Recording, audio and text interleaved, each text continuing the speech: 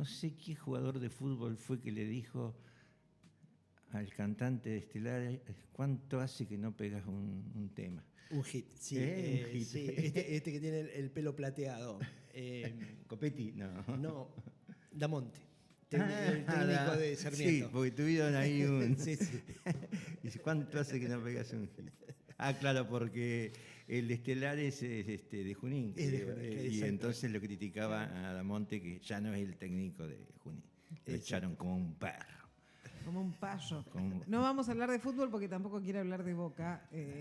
¿No? Así que vamos a hablar de cine. Qué pena. La verdad es que me gusta más hablar de fútbol que de cine, pero voy a hacer honor a la invitación que me formularon para hablar de cine. Sí. Y la columna se va a llamar Crímenes Perfectos. Me gustó. ¿Existen? ¿En el cine sí o no? Sí, porque es a propósito del cine. Pero vos sabés que esto se me ocurrió mirando un documental que lo ligué a a crímenes que han terminado siendo perfectos, que pasaron en Tandil, y yo te voy a explicar por qué. El documental que vi se llama el caso María Soledad, El fin del silencio. No la vi. Sí, hace poco se subió a la plataforma y la verdad que está muy bien hecho. La directora es Lorena Muñoz, la misma que hizo la película de Gilda, con Natalia Oreiro, Sí. y que también hizo un drama, una docuficción, digamos, sobre el potro Rodrigo. Gilda no está mal, ¿eh? No, a mí me gustó. Y esta que vi ahora, que es nueva, el caso María Soledad, también está bastante bien, bastante bien. ¿Por qué me acuerdo tanto de María Soledad? Bueno, por dos razones. La primera, el hecho en sí mismo, que tuvo una gran repercusión en su momento. Sí. Por ahí había que explicar un poquito para aquella gente que no vivió el tema. Y otra, porque me tocó vivirlo de cerca. Y ahora te cuento por qué, porque hay unas cosas muy curiosas en esto. El caso María Soledad, así resumido rápidamente, estaríamos hablando del primer femicidio en la Argentina, el primer femicidio con resonancia pública, digamos, pero extremadamente notoria porque alcanzó una repercusión en todo el país en forma inusitada, porque ocurrió en Catamarca, en el año 1990, cuando Catamarca tenía muy pocos habitantes. Era como un feudo Catamarca, gobernada por toda una dinastía, digamos, de políticos, en democracia, ¿no? Pero con mucho poder, un poder que terminó generando este femicidio. María Soledad Morales era una chica de 17 años, iba a un colegio religioso y va a un baile que organiza la agrupación para el viaje de egresados, y ella espera a su noviecito, que en realidad no era noviecito, está mal dicho porque no es un diminutivo justamente, porque era mucho mayor que ella el novio, Tula, y Tula era el nombre, el apellido, y bueno, ella lo espera y como no viene, sale a tomar el colectivo para volverse a su casa y ahí aparece el novio, Tula, la sube a un auto donde están los que iban a ser sus asesinos, que son conocidos en la historia criminal argentina como los hijos del poder. Claro. Porque eran justamente los hijos de funcionarios políticos, de diputados, que se divertían con las chicas estas adolescentes catamarqueñas y las llevaban a un boliche, tenían su fiesta, hasta que esta fiesta no les salió del todo bien porque se excedieron.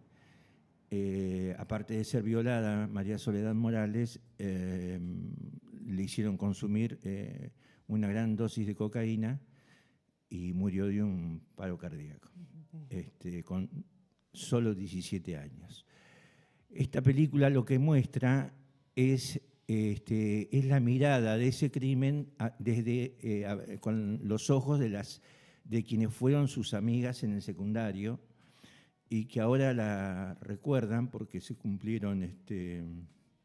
Bueno, el crimen fue en 1990, pero ese crimen se extendió, así entre comillas, hasta el año 97, en que recién salió el fallo condenatorio a los homicidas. Lo más importante, que tiene repercusión muy fuerte en la actualidad, es que en Catamarca se hace, estas chicas, que la película lo retrata muy bien, deciden hacer, después de conocer el crimen y de encontrarse el cadáver tirado en un zanjón, en una ruta, las compañías deciden reaccionar y quieren hacer una marcha. Y todos sabían lo que eso significaba como peligro, ¿no? Pero bueno, haciendo caso a una frase de Feynman que seguramente, Feynman el bueno, digo, ¿no? Sí. Una frase que las chicas no conocieron, que Feynman decía que la historia se escribe en la calle, ¿no? Y bueno, esas chicas empezaron a escribir la historia en la calle. Y a pesar de las resistencias que le pusieron, le dijeron que salían a hacer una movilización, pero en silencio, para no despertar peleas o algunas recriminaciones. Esa marcha del silencio, se llamó así justamente, sí, fue un silencio sepulcral, porque marcharon apenas 50 adolescentes por las calles de Catamarca ante la mirada estupefacta de los catamarqueños que no entendían lo que pasaban. Esas marchas se fueron repitiendo, ahora con una monja al frente, la hermana Peloni, muy defensora de los derechos humanos, y esa marcha que empezó con 50 personas terminó con miles y miles de catamarqueños. Casi el 70% de la población activa de Catamarca acompañó a esas chicas pidiendo justicia por María Soledad Morales. Todo esto que cuento es lo que se ve en la película, lo que se ve en el documental, que está muy, muy bien hecho, y también explicado por la periodista Fanny Mandelbaum, que fue la primera periodista que se interesó por el caso, porque esto es muy propio del periodismo porteño. Tiene que oler mucha sangre para que, como pasó con Loan, claro, para que estuvieran... Lo vimos con Loan, sí. Para que manden sí, ahora viste que no se sabe nada. Bueno, y salió una noticia muy chiquitita del caso en un diario de Buenos Aires, y lo toma Fanny Mandelbaum y se va a Catamarca, y ella empieza, junto con la hermana Peloni, empiezan esta movida. El caso termina recién en el año 1997, 7 años después, 7 años de marchas. Eso también la película lo muestra muy bien. Muestran la lucha de la monja, de la hermana Peloni, pero lo que más muestra es el juicio, los juicios, la vergüenza que fueron esos juicios. En los juicios estaban detenidos Guillermo Luque, que era el hijo, finalmente el acusado del homicidio, el hijo de un diputado que tiene la famosa frase, negando que su hijo fuera partícipe del asesinato, dijo: si mi hijo lo hubiese matado, ¿ustedes creen que hubiese aparecido el cadáver? Claro. Bueno, a raíz de eso creo que lo tuvieron que echar de la cámara a Luque. Bueno, en ese momento, en Tandil, había muchos crímenes impunes, sí, pero justo en esa fatídica década del 90, casi finales de los 90, pero Tandil ya venía arrastrando una serie de crímenes impunes. Y lo más curioso, lo tristemente curioso, es que en el año 96 se hizo una gran marcha en Tandil, encabezada por el cura Raúl Troncoso, por el asesinato del remisero Fabián Garmendia. Sí. En la época donde era el intendente de Sanatelli. Sí. Bueno, En ese entonces, todas esas cosas, nosotros como periodistas, esas cosas nos impactaban muchísimo, y justo ocurre lo de María Soledad Morales. Entonces, tratando de hilvanar todas esas cosas que ocurrían, yo pedí al diario que me mandaran a Catamarca para cubrir el fin del juicio. El diario accedió porque el juicio oral y público se transmitió en directo por televisión. Único caso en la Argentina, porque ni siquiera el juicio a la Junta se transmitió, salvo fragmentos, se transmitió íntegramente por televisión. Este juicio se transmitió todo por televisión y era una cosa que todo el mundo estaba pendiente de ese juicio. Sí. No había gente, la gente salía corriendo del trabajo para poder engancharse con el televisor y ver cómo era el juicio, porque en el juicio era una telenovela trágica, súper dramática, pero real, digamos, nada de ficción. Entonces, bueno, me fui a Catamarca y llegué ya en las postrimerías del juicio, y tuve una suerte enorme porque justo cuando me bajo del aeropuerto, salgo del aeropuerto, tomo un taxi, y el taxista era amigo de los padres de la chica, de María Soledad. Ah, mirá vos. Y me dice, yo soy íntimo amigo, porque me ve por el espejito y me dice periodista. Digo, pero Tanto se nota. ¿qué pasa? Digo, tan fácil se vende la cara de un periodista. Y dice, no, dice, porque todos los que están viniendo, dice, está lleno de periodistas en la provincia, dice, la ciudad. Y ahí me cuenta que es íntimo amigo de los padres, y yo le digo, ¿y usted no me llevaría a la casa para hacer una nota? Bueno, y me llevó directamente desde el aeropuerto, me llevó a la casa de los Morales.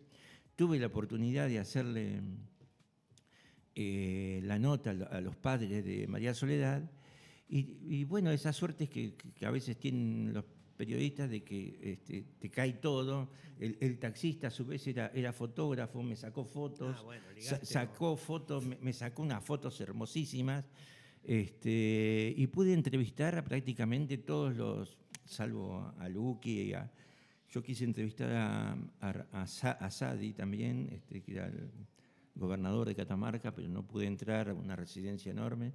Pero después hice notas con los abogados. Bueno, ¿cuál era mi intención?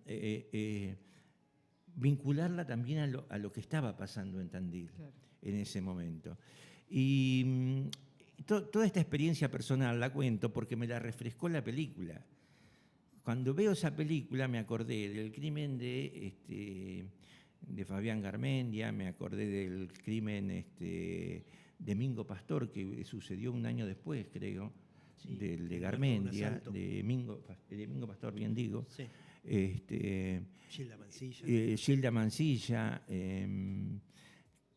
que la sociedad tandilense no la acompañó porque era pobre. Exactamente. Las marchas nunca fueron multitudinarias. Y mucho más atrás nos remontamos a el cantor de tangos, Horacio Andersen. En fin, hay una historia larga de crímenes impunes. El acomodador del Cine Avenida, que le mataron de un martillazo en la cabeza. La mujer sin rostro. La mujer de Gardey. La mujer de Gardey. La chica que encontraron en el arroyo de Gardey. Justamente. Es una lista larga. En aquel momento yo me acuerdo que en la contratapa, yo saqué un suplemento cuando vine acá, aprovechando que tenía mucho material gráfico y muchas entrevistas, y dediqué un apartado para vincularlo de Catamarca con Tandil, y me acuerdo que le puse el nombre, el título era Infierno Grande, por aquello de pueblo chico, ¿no? Porque en Catamarca también se estaba viviendo eso. Claro. Y la película lo muestra. Catamarca ahora tiene un potencial turístico muy importante y no es lo que era en aquel momento. Claro. En aquel momento realmente era pueblo chico, infierno grande. Sí. Y la película eso lo muestra muy bien, y sobre todo cómo irrumpe esto de la marcha del silencio, que después va a terminar generando todo lo que se generó en el país con el avance del feminismo, con las marchas, con la marcha del pañuelo verde, en fin. con mucha gente en la calle. Pero en aquel momento eran 50 chicas que decidieron salir a la calle encabezadas por una monja. Sí, que primero salieron solas y con la recomendación de la hermana de, bueno, no sé, con todo el miedo, ¿no? Claro. Era contra el poder. Era el poder. Claro. Y bueno, ahí lo muestra muy bien la película porque muestra lo fallido que fue el primer juicio. Bueno. Claro, el primer juicio fue una cosa... Una farsa tan grande que incluso la farsa se ve por televisión. Porque cuando hay un testimonio incriminatorio contra Luque, un abogado le dice al otro, al oído, como que deseche eso, y la cámara lo capta, y a raíz de eso fue que el juicio fue considerado, lo que decía recién, una farsa, claro. Fue invalidado, eso fue en el año 96, y se pudo retomar recién al año siguiente. Claro. Previo a eso, el presidente había llevado a Luis Patti, que era el comisario Patti, para ver que resolviera el caso. Finalmente no pudo resolver nada porque lo que quería era amparar justamente a los hijos del poder. Eso lo muestra la película. Y bueno, el juicio después, en el 96 quedó en la nada, se retoma en el 97 y ahí sí Guillermo Luque es condenado a 21 años de prisión y Tula como partícipe, sí, secundario. El entregador. Sí. Él tuvo una prisión... En ese momento no sé si existía la figura no, ahí del no sé entregador. Tanto. Pero bueno, le dieron 9 años. Sí. Y después fueron todos beneficiados. Después fueron todos beneficiados en sus condenas. Están todos libres, los dos están libres. Salieron todos con el 2x1. Mira qué paradoja, Luque salió por buena conducta. Claro. Cumplió creo que 11 años nomás de prisión. Y Luque también, Luque se recibió de abogado en la cárcel, estudió en la cárcel de abogado. Sí. Yo entiendo que ustedes conocen el caso, pero a veces uno... se olvida de que... No, de un montón de cosas que de 1990 para atrás, digamos, en el siglo pasado, hubo gente que nació en el siglo XXI. Y nosotros pensamos como... Claro, uno habla a veces como si toda esa gente, la gente lo hubiese vivido. Hay chicos que no tienen ni idea de lo que uno puede estar hablando. Ese caso fue emblemático y fue un punto de partida. Pero fue, en la Argentina. Fue realmente tremendo. Y ahora, casualmente ahora... como está a través de la película y a través de algunos recordatorios que hubo en los periódicos, volvió a tomar resonancia el caso y bueno, así supimos que Luque es un agente inmobiliario ahora. Y Tula fue denunciado hace unos años otra vez por la mujer por tema de abuso. Pero ejerce como abogado, qué sé yo. Es decir, ¿cómo no iba a llamarle a esta columna de Crímenes Perfectos? Claro. Sí, pero fue una bisagra incluso en la historia política del país. Como decís vos, marcó el primer punto de lo que hoy se conoce como feminismo. Exactamente. O femicidio, mejor dicho. Y además, porque...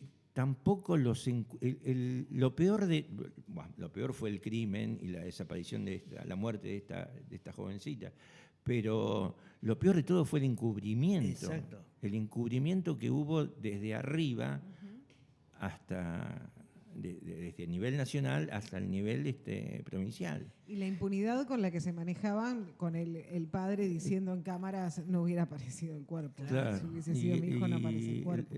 Eso es impunidad. Claro, eso es tremendo. Sí. Bueno, de ahí les quedó los hijos del poder. Claro.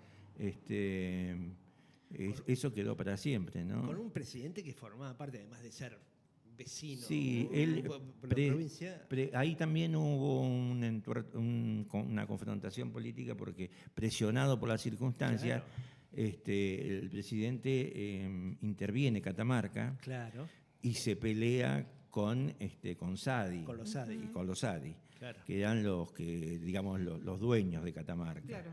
Y ahí es como que se rompe una relación, pero no, era como que no tenía más remedio. Igual nadie le corrió el velo a este encubrimiento que hubo y que fue prácticamente desenmascarado también por el periodismo y la televisión. Yo recuerdo cuando estaba en Catamarca, yo participé de la última marcha que se hizo con el juicio, con el veredicto del juicio. Fue una marcha imponente.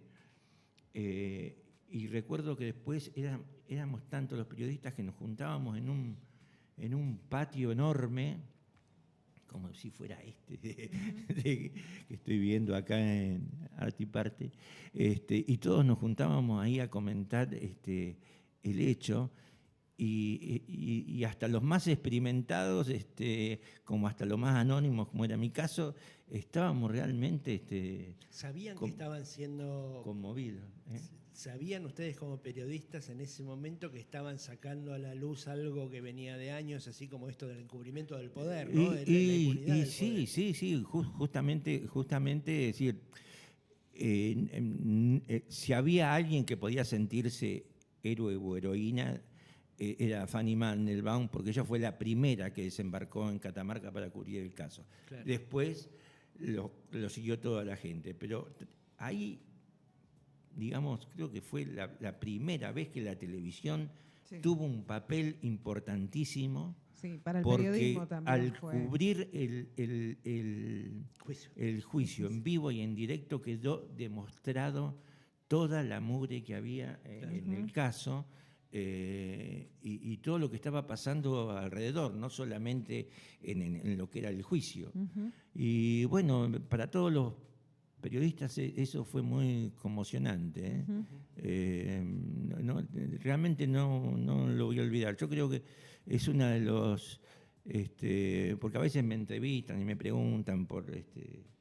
la cobertura del Mundial de Fútbol. Pero yo siempre digo, para mí lo más importante que viví periodísticamente fue esa cobertura en Catamarca, ¿no? Porque, y a la luz de lo que vino después, de lo que pasó en Tandil, que ya relaté, y lo que pasó después con el tema de los femicidios y la lucha y la resistencia y todas las marchas, bueno, todo eso sí que cobró más vigencia y todavía... más fuerza. Así que por eso quise referirme a esta película, a este documental recomendable, que es el caso María Soledad, que tiene un antecedente. Y ahí voy a la otra perlita. Hay una película que se llama El crimen de María Soledad. Es una película del año 93. Sí. La película no es muy buena, pero la película... Se anticipó al desenlace que fue en el 97, que terminó el juicio. Y el crimen aconteció en el 90, es decir, la película se filmó 3 años después. Sí, que la actriz no la volví a ver. La actriz estuvo en Tandil en un festival de cine, que la invitamos nosotros, me acuerdo. No me va a salir el nombre. Es muy conocida. Sí, es muy conocida, de la época, ¿no? Del momento. Sí, me acuerdo que... bueno, esa película se hizo en el año 93. El director es Héctor Olivera. Héctor Olivera, claro, me parecía que era Héctor Olivera. ¿Qué gran película hizo Héctor Olivera, aparte de esta que mencionábamos, ¿no? La Patagonia Rebelde. Claro. Patagonia Rebelde es una película del año 74 que seguramente muchos recordarán. Y ahora se cumplen 50 Valentina años. Bassi. Valentina Bassi. Perfecto. Bassi. Muy bien. Aprobado. Muy bien, 10. Héctor Olivera filma en el año 74 La Patagonia Rebelde, basada en una historia real, documentada por Osvaldo Bayer. En La Patagonia Rebelde, que se llama también La Patagonia Trágica, no la película, sino el hecho, porque es un hecho real, está basado en un hecho real, ocurrió en Santa Cruz cuando unos obreros se sublevan, hacen una huelga, la mayoría dedicados a la esquila, con grandes problemas con los patrones que los sojuzgaban y los tenían en pésimas condiciones. Entonces, ante la revuelta, el ejército, el gobierno de Irigoyen en ese momento manda al ejército. Rural, mandó al ejército. Exactamente. Manda de un homónimo tuyo, ¿no? Exactamente, Varela. Sí. Mirá vos cómo te acuerdas. Sí, Varela. Bueno, lo manda al ejército a reprimir. Bueno, todo esto, ¿cómo termina todo? Hubo 1000 muertos, o 1000 y pico de muertos, sí, todos obreros, y la crónica se encarga de resaltar que murieron 2 conscriptos. Por supuesto, el número no altera la dimensión de la masacre, pero esto es como dice en la película, el militar encargado de la masacre, que lo encarna Héctor Alterio, dice: podrán decir que soy sanguinario, pero no que soy desobediente. Claro. O sea, la obediencia primero y después lo demás. Bueno, la cuestión es que así, con todos estos detalles que comento, Héctor Olivera hizo esa gran película que hoy ya es un clásico argentino. La curiosidad es que La Patagonia Rebelde cumple 50 años de su estreno y va a ser homenajeada en el Festival de Cine de Mar del Plata, en el Festival Internacional, junto con su director Héctor Olivera, que ya tiene 93 años. Mirá. Pero fíjate vos lo que son las cosas y las vueltas de la vida y del cine. La Patagonia Rebelde, cuando se terminó de rodar, eran momentos muy difíciles del país. Perón recién llegaba a la Argentina, después de su exilio en Madrid. Lanús había inventado ese gran acuerdo nacional para que haya elecciones, al principio sin Perón, porque decía que tenía que haber residido 6 meses en el país para ser candidato. Bueno, en fin. La cuestión que se hacen las elecciones, gana Cámpora en el año 73, y la película, en medio de la transición del gobierno de Héctor Cámpora y del gobierno de Perón, del último gobierno de Perón, la película tuvo dificultades y presiones del ejército para ser estrenada. Creo que le recomendaron a Olivera que la película tenían que ver primero los militares, porque no estaba el ejército, porque no estaba el horno para bollos, digamos. Claro. Los militares, por supuesto, detestaban la película e hicieron presiones para que la película no se diera. Cuando Perón asume, porque acá hay un malentendido, dicen que Perón fue que censuró la película. No, cuando Perón asume después del gobierno ese breve de Cámpora, cuando asume la fórmula Perón-Perón, le hacen llegar a Perón el tema de la película, trasciende lo de La Patagonia Rebelde, porque Perón estaba enemistado con un sobrino de un militar que había participado en la Patagonia Trágica, que era Anaya. Entonces, cuando se entera de ese episodio, Perón pide ver la película en la Quinta de Olivos, en el microcine que hay en la Quinta de Olivos, que el presidente actual lo podría usar para ver esta película. No creo. Porque es muy interesante y le va a servir, le va a ser muy útil. No, entonces no. Perón la ve a la película y dice: esta película se tiene que exhibir en todas las salas del país porque es realmente, como está contado, es como realmente sucedió. Fue así que la película se exhibe con un éxito total, hasta que en ese mismo año la película es invitada a participar en el Festival de Berlín y gana el Oso de Plata de Berlín. Es un premio, uno de los más importantes de los festivales, junto con el de Venecia y bueno, los mismos Oscar. Es un premio de muchísima importancia. La Patagonia Rebelde gana, pero ¿qué pasa? Llega con todos los laureles y Perón se muere. Y la película queda desprotegida, porque López Rega la censura en el gobierno ya de Isabel Perón, a instancias del ejército. Ajá. Y la película no se pudo dar hasta el 83, de nuevo con la democracia. Ese fue el itinerario de la Patagonia Rebelde, con una perlita descomunal. En esa película que trabaja Brandoni, Alterio, Soriano, Federico Lupi, claro. ¿Quién trabaja de extra? Un pibe, un chico jovencito. Extras había miles, porque se imaginan que era una película de mucho de masas, obreros por un lado, los militares por el otro, soldados. Ah, ya sé quién. La película se filmó en Santa Cruz, a ver si adivinan. ¿Néstor? Claro, Néstor Carlos. ¿En serio? Pero... Néstor Kirchner hizo de extra en la película. ¿Y de qué lado estaba? Es lo que no puedo saber todavía. Pero con tal de agarrar un papel, claro, deben haber contratado un montón de extras. Sí.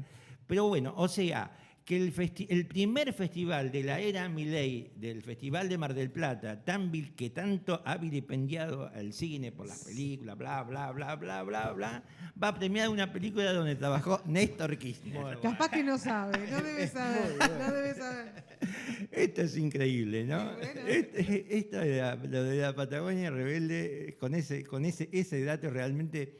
Es un dato totalmente decorador, porque el papel de Kirchner ahí es totalmente insignificante. Y pasa, uno se entera después, claro, cuando él es presidente, uno se entera de que él estuvo de extra en una película. Claro. Y esa película era La Patagonia Rebelde. Una película que tiene la osadía de poner a los obreros de los que habla en la historia como obreros influenciados por la Revolución Rusa del 17. Claro. Es decir, si hay una película, entre comillas, que envenena las mentes de nuestros adolescentes, al decir del hombre de la mañana, todas las mañanas que vemos en televisión, sí, es una película venenosa para nuestros jóvenes, nuestros chicos. Sí. Y esa película, sin embargo, va a ser premiada en el Festival de Mar del Plata. Por eso yo habilitaría... ¿Con presencia presidencial?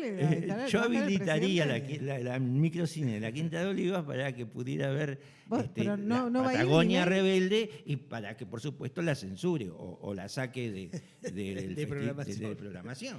O de mínima Dorni. No es coherente con todo lo que se ha venido diciendo hasta ahora. Si no va Milei, que vaya Dorni, aunque sea. No, porque esa película está hecha por los zurdos de M, y claro, aunque Olivera era radical, ¿no? Pero bueno, es una... Y Brandoni no sé qué diría hoy, ¿eh? Sí, bueno, sí, también, también. En esa época eran todos comunistas, ¿viste? Claro. Tenían principios, ahora tienen otros. El gallego Soto, que era el personaje que interpretó en esa película. Claro. No le debe haber quedado nada. Esa fue una época, es increíble, ¿no? En un año fue un momento así importante del cine argentino, porque además de La Patagonia Rebelde se hizo La Tregua. Claro. Con Sergio Renán, otra gran película que estuvo en las puertas del Oscar. Ocurrió en ese breve periodo de democracia antes del golpe. Claro. Del golpe del 76. O sea, Alterio también de protagonista. También estaba Alterio, sí. Y bueno, y veníamos de Juan Moreira también, que había hecho Leonardo Fabio en el 73. Tremenda. Tremenda película, que me acuerdo que hicimos un homenaje que lo invitamos a Olivera y no pudo venir. Hicimos un homenaje acá en el Centro Cultural Universitario en ese momento eran los 30 años, creo, los 40 años del estreno de Juan Moreira. Hermosa película de Fabio, que hasta el día de hoy la gente sigue escuchando la música y se emociona. Sí. Porque de Pocho Leyes la música. Fueron 2 o 3 años muy fructíferos del cine argentina, no casualmente en democracia, ¿no? Hablando de Fabio, ¿Nazareno, Cruz y el Lobo también es de esa época? No, Nazareno es antes. Antes o después, no me acuerdo, pero no es de esa época, no. A ver, Fabio tiene esa trilogía que hizo primero, que es Crónica de un niño solo, El romance de Aniceto y la Francisca, y El dependiente, que para mí no solo es la mejor película de Fabio, sino para mí es la mejor película del cine argentino. Toda, al día de hoy, para mí, insuperable. Estamos hablando del año 67, 68. Después viene la parte más de superproducción, por decirlo de alguna manera, donde Fabio empieza a filmar en color, y bueno, y hace Nazareno, Juan Moreira, después termina con Gatica, y después hace la versión esta, que se estrenó en Tandil, dicho sea de paso, de Aniceto, que es la versión en danza, con una coreografía, la misma historia del romance de Aniceto y la Francisca, sí, que es la que trabaja Lupi, que Fabio después la recrea, pero con Piquín, Hernán Piquín, bailando, ¿no? Toda la historia baila. Y nos quedó Sinfonía de un Sentimiento. Y sí, lo que pasa es que Sinfonía de un Sentimiento, que es esa historia de Perón, que está muy bien lograda, no tuvo recorrido comercial. Claro. Entonces es como que quedó ahí. Es la injustamente marginada de Fabio. Pero bueno, yo pienso que es Fabio y después vienen todos los demás, ¿no? Sí. Fabio es, lo digo no por su militancia peronista, sino que te digo, en muchísimas películas de hoy, de la actualidad argentina, el que ha visto cine de Fabio siempre le queda algo y aparece algo ahí que uno dice, esto lo sacó de Fabio, o esto lo vi en Fabio. Bueno. ¿Hay guiños o hay directamente afanos? Copia. ¿Son guiños o son afanos? A veces son guiños y a veces son afanos, pero no, yo pienso que son guiños porque, por ejemplo, hay muchos, hay una famosa película que es del cine mudo, que se llama El acorazado Potenkin, famosa por una escena donde un cochecito con un nene va en una escalinata prácticamente rodando, perseguido por unos soldados cosacos. Esa escena fue tan inmortal que después fue tomada por Woody Allen y después también en la película Los Intocables. Claro. En el final de la película Los Intocables hay una escena que recrea también ese momento del cochecito por las escalinatas, sí, pero eso es más que un guiño y es más que un afano, eso es un homenaje, un homenaje directo a... Y yo pienso que con algunos realizadores actuales argentinos también hay muchos homenajes a lo que fue toda la filmografía de Fabio. Muy bien, Julio. Buenísimo, muchísimas gracias. Bueno, hasta la próxima para seguir hablando de cine. Gracias.